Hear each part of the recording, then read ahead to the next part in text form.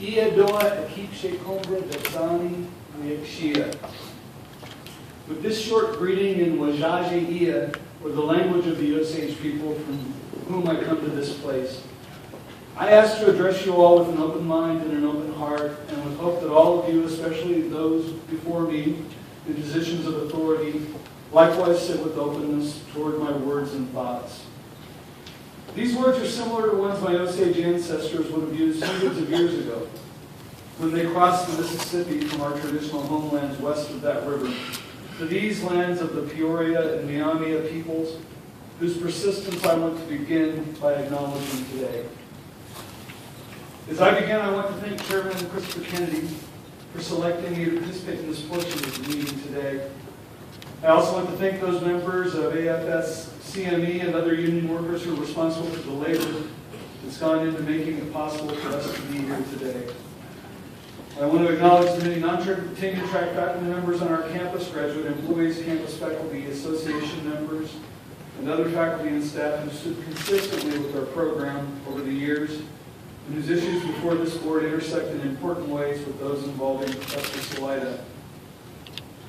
Like many of my tenured and tenure-track colleagues, I believe that our campus can only fulfill its highest ideals when everyone who works here can expect and earn a decent living wage, and that their constitutional right to organize be recognized as the basis of their dignity as employees and laborers. I've requested this short block of time to speak about the appointment of Professor Salida to the faculty of the American Indian Studies program on the Urbana campus. As the director of the program throughout the process of Stephen's appointment until I was on leave last fall, then starting again on May 16th of this year, I hope I can provide some perspective that you will find instructive as you consider what you should do when and if you vote on his appointment today. Stephen's standing room only overflow press conference at the University YMCA on Tuesday was exuberant and at times electrifying as he presented himself as he is and how he has always been to those who have known him as a scholar, teacher, and colleague, committed, intense, and engaged, but also sensitive to the fundamental worth of all people, fair and open to students who do not share his point of view, and able to listen with subtlety and compassion to students and faculty.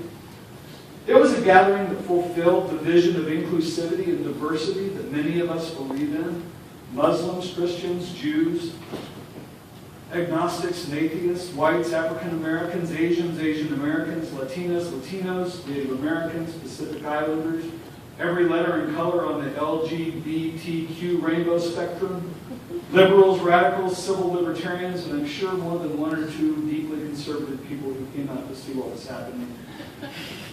No one expressed fear or discomfort. No one claimed that their beliefs were treated with disrespect. Sadly, we held the meeting off campus because no building manager on this campus was willing to say he or she believed that those they referred to would allow the event to happen on university property.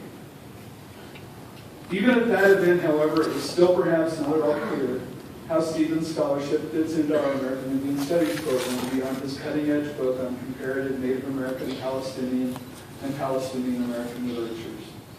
The fact is, Stephen has an ongoing steady engagement through published essays, conference presentations, and public intellectual work focused on Native American issues. As importantly, his work on Arab American studies, of which he is one of the founders, is built on a foundation adopted from Native studies.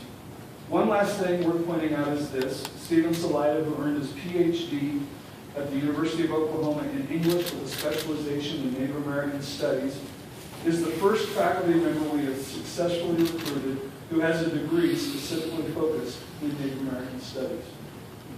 The link he makes in that work to settler colonialism and occupation is part and parcel of what is happening at the leading edge of indigenous studies as we practice it at Illinois.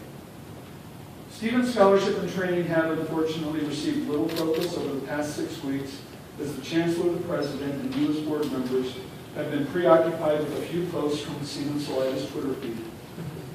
Rather than say something new and convincing about those tweets, I'd like to make a comment about them more generally. That is, while I understand the initial visceral response about them, visceral response many people have to some of Stephen's posts, I don't believe any of his posts to Twitter are obviously or apparently troublesome in a way that justifies what has been done to him. To use just one example, some would have us believe, for instance, that Stephen's reference to wanting all the Israeli settlers in a West Bank settlement to go missing the way that 3 young men who were later discovered to have been killed is a cry for the death of those settlers. That is, his statement about wanting the settlers to go missing is in some way a way of saying he wants all the settlers to be killed, more specifically to be killed by Hamas. What the multitude of analyses of this and other posts over the past several weeks shows is that nothing is nearly so obvious as Stephen's detractors would have us believe. Now let's jump to the rather dubious conclusion that it's perfectly all right to make judgment about Stephen's suitability for an academic appointment in Illinois based on his tweets. Wouldn't it be important that what I was using as evidence against him in summary judgment be abundantly apparent and obvious? And along with wanting to be sure that what I was summarily accusing him of is obvious and apparent from the evidence at hand, I would also look at his teaching record to see if it showed any indication that Stephen had used his classrooms as places to try and convince students of his point of view on the Palestine-Israel conflict. In our review of Salaida's teaching, American Indian Studies found no evidence of anything but strong teaching, motivated by what seems like a sincere interest in allowing every student a chance to broaden their skills in critical reading and thinking. One more brief point before concluding. This is much more than a disagreement over who we get to hire. Rather, it cuts to the heart of who we are and what we are becoming as an institution. I want to read a short section from a document on the relationship of shared governance to academic freedom that the American Association of University Professors put out decades ago. Academic freedom and shared governance, of course, have been batted around a lot since the eruption of this case over a month ago. AAUP's long-established position sheds light, I think, on why that is so. As their document says, quote, "It is the faculty, not trustees or administrators, who have the experience needed for assessing whether an instance of faculty speech constitutes a breach of a central principle of academic morality, and who have the expertise to form judgments of faculty competence or incompetence. As AAUP case reports have shown, to the extent that decisions on such matters are not in the hands of the faculty, there is a potential for, and at times the actuality of, administrative imposition of penalties on improper grounds. I know that your authority here is not merely a rubber stamp, but I also know the way these board approvals have been done until now have made it seem like one.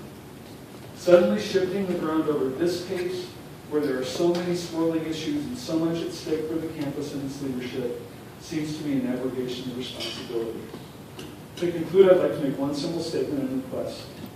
You can start us all on a journey to repairing all of this today. We can pick up the pieces and move on.